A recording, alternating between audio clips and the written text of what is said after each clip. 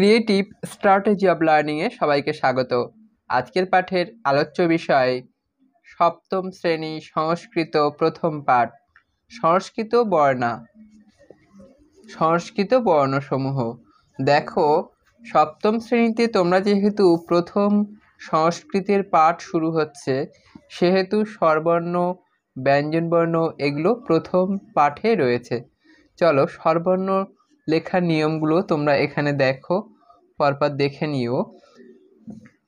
অ, তারপর দেখো আ,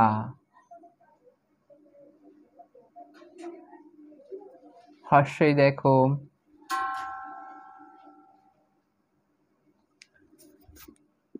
দীর্ঘই,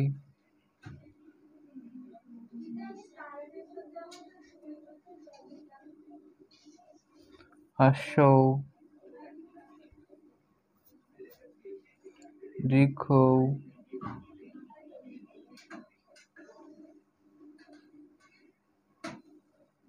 রি, এই দিয়ে এই দেবে, এই দেবে, এই দেবে, তারপরে এই লিকার হয় না, এ, এই, এই, এই, এই, ওই,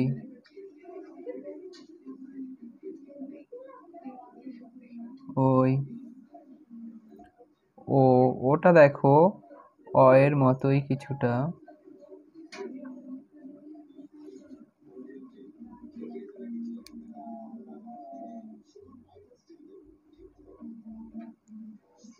দেখো এখানটা দেখো, এইটা দেখো, এটাতে বুঝতে পারবে ভালো।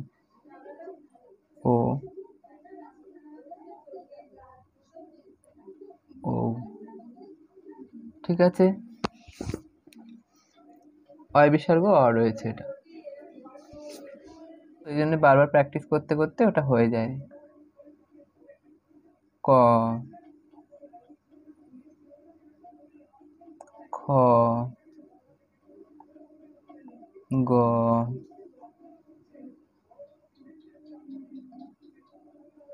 ঘ,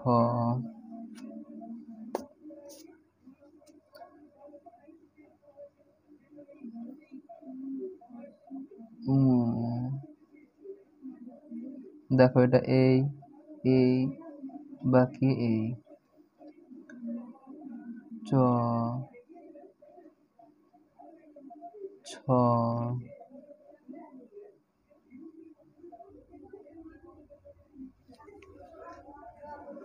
বর্গের জ,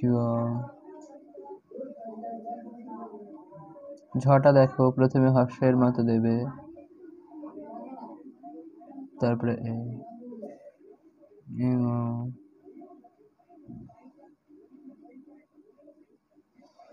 ট, ঠ,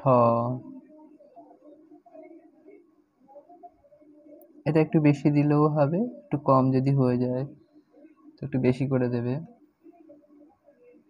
ড, ঢ, মধ্যাহ্ন,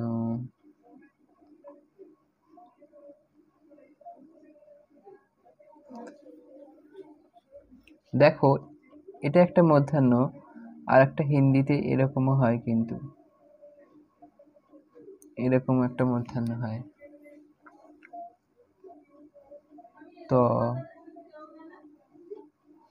থ,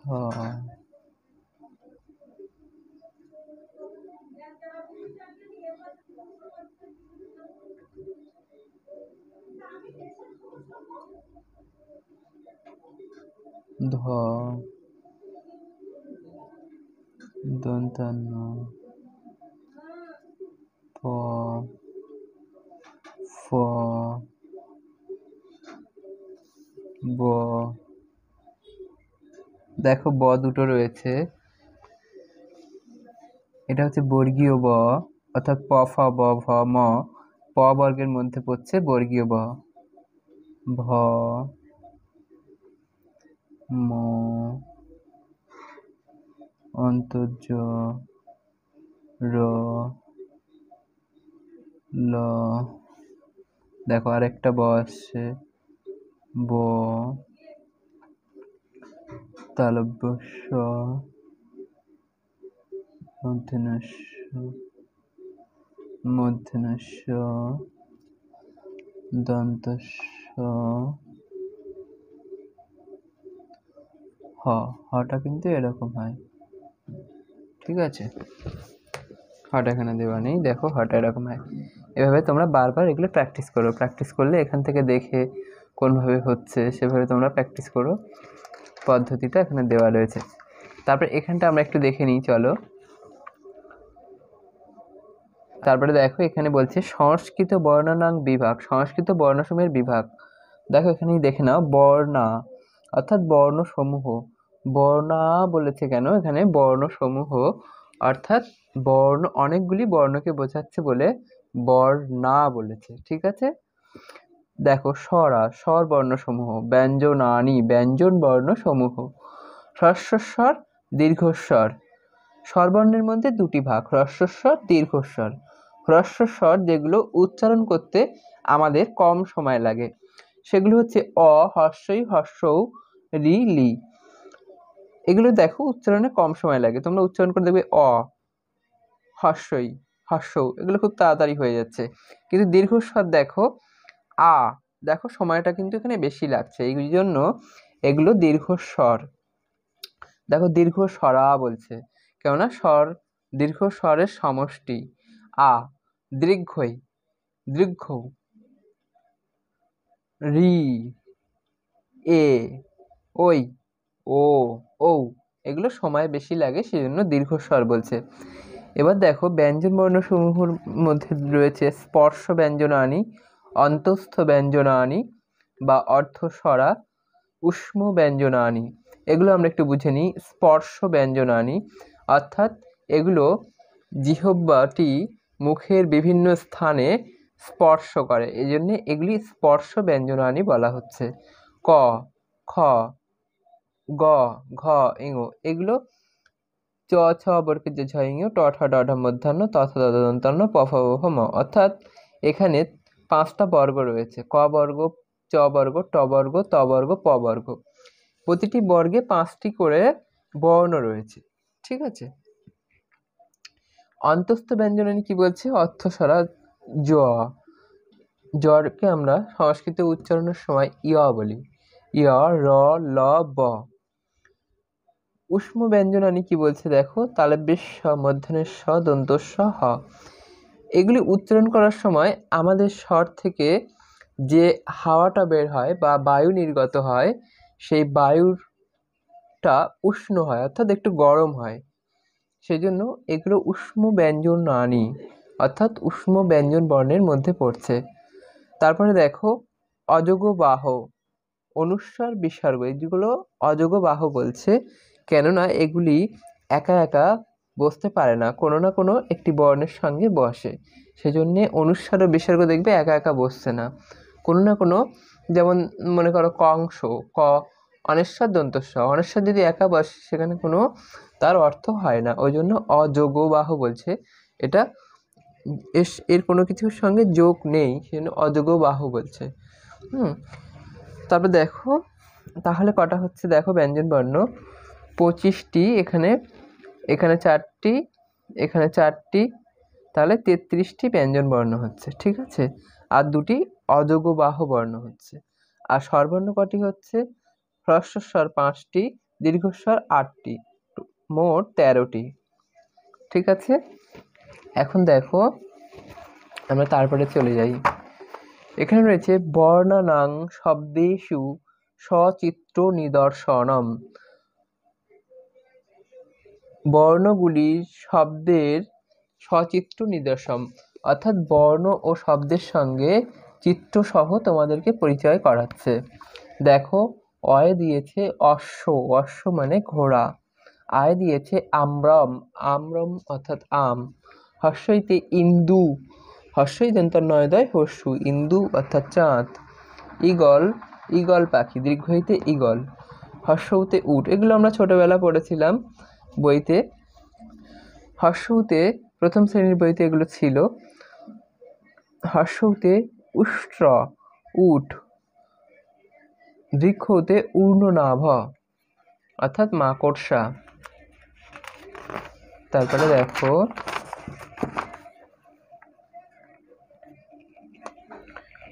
ঋতে ঋষি, ঋতে তৃণাম।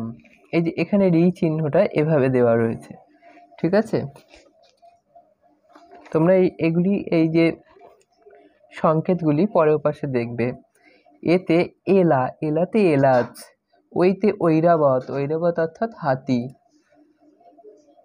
ওতে অতু, অতু অর্থাৎ বিড়ালকে বোঝাচ্ছে। ঔতে ঔষধম অর্থাৎ ঔষধকে বোঝাচ্ছে। কতে কমলম পদ্ম, খতে খগ, খগ অর্থাৎ পাখিকে বোঝাচ্ছে। গ গণেশ, ঘ ঘট। ইঙতে কঙ্কাল, কঙ্কাল।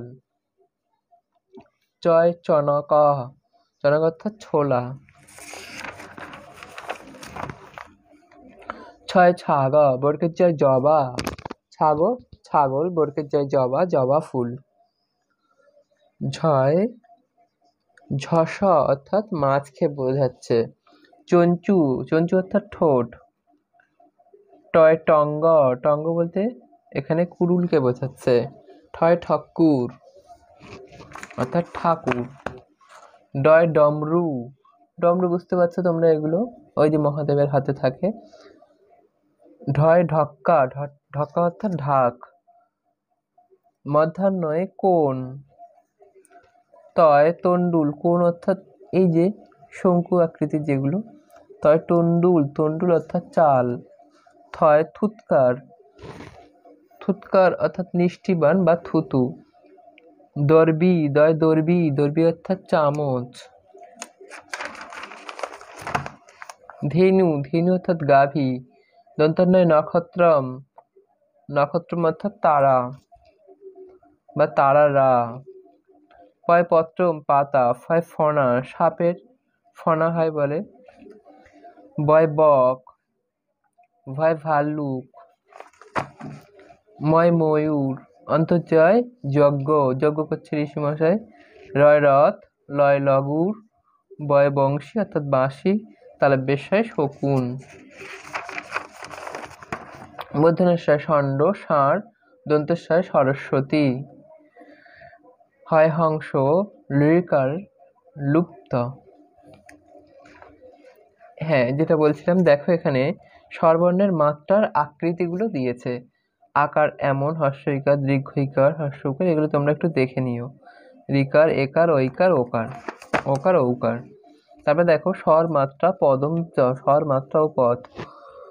দেখো স্বরবর্ণ কিন্তু ব্যঞ্জনবর্ণ সঙ্গে কিন্তু স্বরবর্ণ যুক্ত রয়েছে। ব্যঞ্জনবর্ণের সঙ্গে সর্বদা স্বরবর্ণ যুক্ত থাকে। ক প্লাস অ ক, ক প্লাস আ কা, ক প্লাস হস্যই কি। অর্থাৎ আকার হস্যিকার যেগুলো আমরা বাংলায় পড়েছিলাম ঠিক সেরকম ভাবে এগুলো যুক্ত হয়ে রয়েছে। ক অ বিসর্গ ক, ক ও কৌ। বুঝতে পেরেছো? এখন দেখো পদম কমলম, এগুলো বর্ণ বিশ্লেষণ করেছে। কয়ের সঙ্গে রয়েছে অ, ক প্লাস অ প্লাস ময়ের সঙ্গে রয়েছে অ, লয়ের সঙ্গে রয়েছে অ, আর ময়ে হস। হস যেখানে থাকে সেখানে স্বরবর্ণটা থাকে না। ব্যঞ্জন বর্ণে যেখানে হস থাকে সেখানে তার সঙ্গে স্বরবর্ণটাও থাকে না, সেজন্য ওটা হস চিহ্ন দিয়ে লেখা হয়। দেখো আমি একটা লিখছি এখানে, প্রথমটায় লিখি কমলম। কমলম পদটি আমি বর্ণ বিশ্লেষণ করছি। দেখো এখানে ক, কয়ের সঙ্গে রয়েছে অ। ব্যঞ্জনবর্ণ একা একা বসতে পারে না, ব্যঞ্জনবর্ণ সর্বদাই স্বরবর্ণকে যুক্ত করে বসে, অর্থাৎ স্বরবর্ণ সাহায্য ছাড়া ব্যঞ্জনবর্ণ উচ্চারিত হতে পারে না। অর্থাৎ কয়ের সঙ্গে একটা অ রয়েছে, কয়ের সঙ্গে যখন অ রয়েছে আমি অ দিলাম, অ যখন দিলাম এখানে এটা হসন্ত হয়ে যাবে, এটা হস চিহ্ন বা হসন্ত চিহ্ন। হসন্ত চিহ্ন অর্থাৎ এর সঙ্গে কিন্তু আর অ নেই, অটা এখানে এসেছে। এবার দেখো তাহলে এই কটা হলো। এবার দেখো রয়েছে ম, ম, মটা আমরা লিখি ম। ময়ের সঙ্গে রয়েছে অ, ময়ের সঙ্গে রয়েছে অ, অটা আমি এখানে দিলাম, তাহলে এটা হর্ষ হলো। তারপরে দেখো একইভাবে ল, ল, লয়ের সঙ্গে রয়েছে অ, আমি একইভাবে দিলাম হর্ষ। তারপরে রয়েছে দেখো ময়, হর্ষ রয়েছে, অর্থাৎ এর সঙ্গে আর অ নেই, কমলম।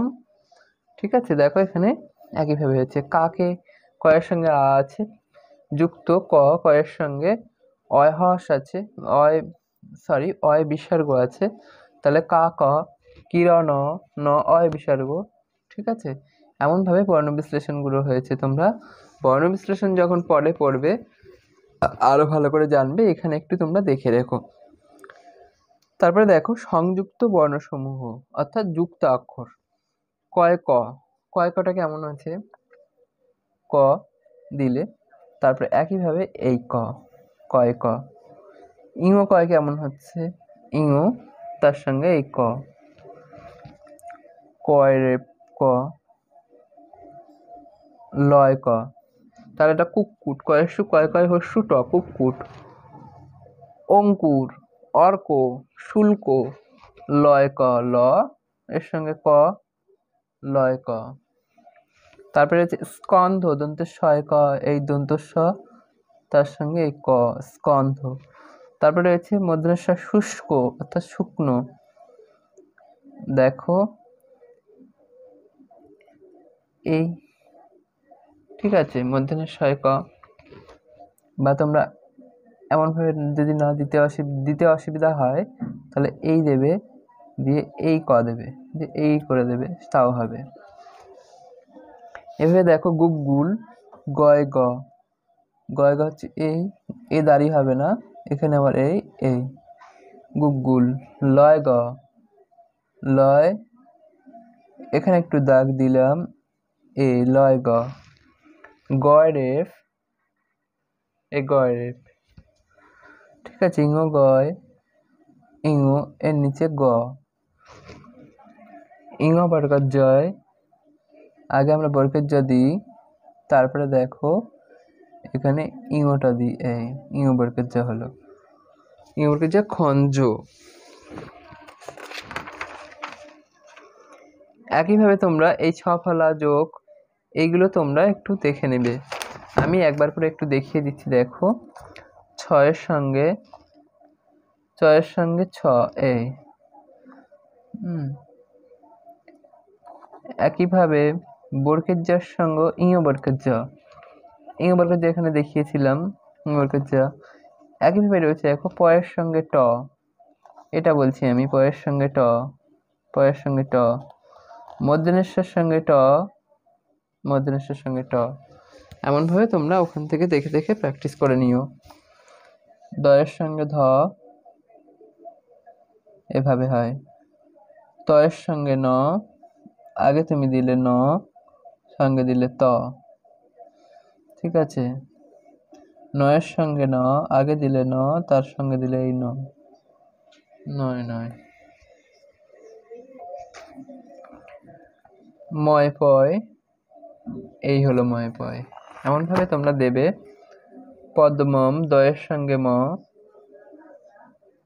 দয়ের সঙ্গে ম। ঠিক আছে, তারপর দেখো হয়ের সঙ্গে ম, হয়ের সঙ্গে ম। অদ্য, দয়ের সঙ্গে জ ফেলা, অদ্য। জয়ের সঙ্গে জ ফেলা, বাচ্চম। বজ্র, বর্গের জয়ের সঙ্গে র ফেলা, টয়ের সঙ্গে র ফেলা,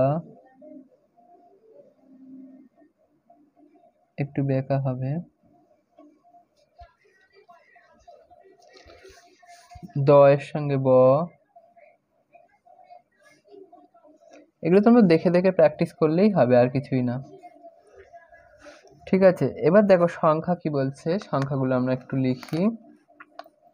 অন, দেখো অন এই 2, দেখো 2a, 3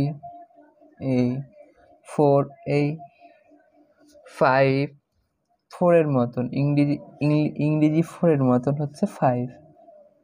সংস্কৃত 5 অর্থাৎ ইংরেজিতে 4 এর মতন। 6 3 উল্টো দেবে 6, ঠিক আছে। 7 দেবে ত এর মতো কিছুটা। 8 9 কিছুটা খণ্ডটা দিলেই হবে। তারপরে 10 মানে 1 0 10, তাহলে একই সংখ্যা এবার ঘুরে ঘুরে আসছে। 0 থেকে 9 পর্যন্ত জানলেই আমাদের প্রতিটা সংখ্যা ঘুরে ঘুরে আসবে, সেটা তো বুঝতেই পারছো। ব্যাস এভাবে, ঠিক আছে। এগুলো দেখো পূরণবাচক সংখ্যা কি বলছে।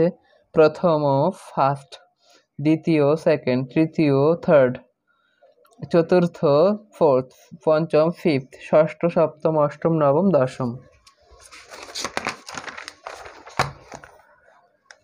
এবার দেখো অবধাতব্য কি বলছে। অবধাতব্য কি বলছে দেখো, ধ্বনির লিখিত রূপকে বলা হয় বর্ণ। ধ্বনি আমরা যেটা উচ্চারণ করি মুখের দ্বারা শব্দ করে, যেটা প্রকাশ করি সেটা হচ্ছে ধ্বনি। আর ধ্বনির লিখিত রূপ, লিখিতভাবে যেটা আমরা একটা রূপ দিচ্ছি সেটাই হচ্ছে বর্ণ। এই বর্ণ কয় প্রকার? 2 প্রকার, স্বরবর্ণ ও ব্যঞ্জন বর্ণ। স্বরবর্ণ ব্যঞ্জন বর্ণ আমরা জানি, নতুন করে আর কিছু আলাদা নয়, তবু একবার করে দেখে নাও। যে সকল বর্ণ অন্য বর্ণের সাহায্য ছাড়াই উচ্চারিত হয় তাকে বলে স্বরবর্ণ। স্বরবর্ণ স অর্থাৎ নিজে নিজেই উচ্চারিত হয়, তাই হচ্ছে স্বরবর্ণ। এই স্বরবর্ণ কয়টি? 13টি। সেগুলো আমরা দেখেছি। এই স্বরবর্ণের আবার 2টি ভাগ, হ্রস্বস্বর ও দীর্ঘস্বর, সেগুলোও দেখেছি। 13টি মোট। যে সকল বর্ণ স্বরবর্ণের সাহায্য ছাড়াই উচ্চারিত হতে পারে না তাকে বলে ব্যঞ্জন বর্ণ। এই ব্যঞ্জন বর্ণ 33 + 2 অর্থাৎ 33টা ওটা দেখলাম, সঙ্গে 2টি অযোগবাহ বর্ণ নিয়ে 35টি। এবার দেখো সংস্কৃত ভাষায় দেবনাগরী লিপিতে 2টি ব আছে। একটি হলো বর্গীয় ব, যেটা এই বটা, এটা হচ্ছে বর্গীয় ব। যেটা পেট কাটা ব সেটা হচ্ছে বর্গীয় ব। প ফ ব ভ ম, আমি তখনই বলেছিলাম যে ওটা হচ্ছে প এর মধ্যে প বর্গের ব, ওটি হচ্ছে বর্গীয় ব। আর একটা আছে অন্তস্থ ব, যেটাতে পেট কাটা নেই, এমনি ব। সংস্কৃত ভাষায় খণ্ডের ত লেখার জন্য ত বর্ণটির নিচে হসন্ত, অর্থাৎ ত এর নিচে যদি আমরা হসন্ত দিই এটাই হলো খণ্ডত্ব, ঠিক আছে। এটাই সংস্কৃতে খণ্ডত্ব লেখা হবে। সংস্কৃত ভাষায় দেবনাগরী লিপিতে 2টি সংযুক্ত বর্ণ আছে, ক প্লাস মূর্ধন্য ষ। আমরা যে ক্ষীয়, এই যে আমরা বাংলা যদি লিখি এটা ক্ষীয়, সংস্কৃতের এটা হচ্ছে এই রকম ক্ষীয়। এটা কিন্তু একটা যুক্ত অক্ষর, ক প্লাস মূর্ধন্য ষ, এটা কিন্তু একটা যুক্ত অক্ষর হলো, ঠিক আছে। আর একটা দেখো ইমা, সেটা হচ্ছে বর্গের জয় হস প্লাস এটা হচ্ছে জয়িং এ সমান সমান জ্ঞান। এটা হয় কখন জানো তো? জ্ঞান, জ্ঞান লেখার সময় হয় এটা। আমরা যখন লিখবো জ্ঞান, সেইটা লেখার সময় কিন্তু এটা ব্যবহার হয়, অর্থাৎ এই এই জ্ঞান, ঠিক আছে। এটা কিন্তু এটা। চলো এবার অভিক্ষাপত্রটা আমরা দেখে নিই। স্বরবর্ণ কাকে বলে? যে সকল বর্ণ অন্য বর্ণের সাহায্য ছাড়াই উচ্চারিত হয় স্বরবর্ণ। স্বরবর্ণ কয়টি? স্বরবর্ণ 13টি। ব্যঞ্জন বর্ণ কাকে বলে? স্বরবর্ণর সাহায্য ছাড়া যে সকল বর্ণ উচ্চারিত হতে পারে না। এই যে অবধাতব্যের মধ্যেই আমরা কিন্তু উত্তরগুলো পেয়ে যাচ্ছি। স্পর্শবর্ণ কোনটি? স্পর্শবর্ণ হচ্ছে 25টি। দেখো স্পর্শবর্ণ 25টি, ক চ ট ত প, এই যে 5টি বর্গের 5টি করে বর্ণ, এই 5টি করে বর্ণ নিয়ে হচ্ছে স্পর্শবর্ণ। অযোগবাহু বর্ণ কোন 2টি? অনস্বর ও বিসর্গ 2টি। দেবনাগরী লিপিতে লেখো অ ক খ, এগুলো তোমাদের লিখতে সমস্যা হবে না যেহেতু তোমরা প্র্যাকটিস করবে। পত্রম ফলম, এগুলো দেখো আমি একটু লিখে দিচ্ছি। অভিক্ষাপত্র, অভিক্ষাপত্র 1-এর খ থেকেই করছি। পত্রম পত্রম, ফলম ফলম, এগুলো সব দেবনাগরী হরফে লিখতে বলেছে, লিপিতে অর্থাৎ হরফ। বাক্যম বাক্যম, সরস্বতী, সরস্বতী, পিতৃনাম, পিতৃনাম, দেখো ওখানে রি ডবল রি আছে, এমন ভাবেই হবে। মধ্যাহ্ন আছে, পিতৃনাম। ঔষধম,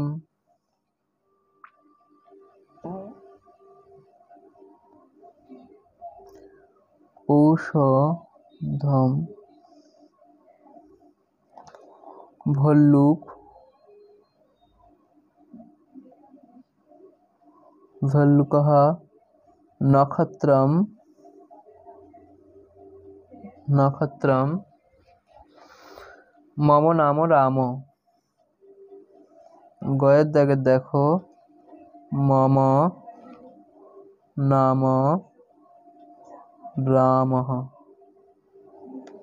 মম নাম রামঃ। অহং, দেখো অহং ছাত্র, ছাত্র। তারপরে দেখো সংস্কৃতং পঠতি, স বিসর্গ রয়েছে, সংস্কৃতং, সংস্কৃতং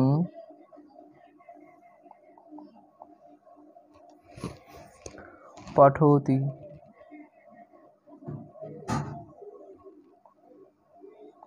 পঠতি। তারপরে দেখো তং বিদ্যালয়ং গচ্ছসি, তং বিদ্যালয়ং, বিদ্যালয়ং গচ্ছসি, গচ্ছসি। তারপরে দেখো সর্বে, সর্বে, এটা রেপ, এটা একার, সর্বে আনন্দেন, আনন্দেন পঠন্তি, পঠন্তি। ঠিক আছে।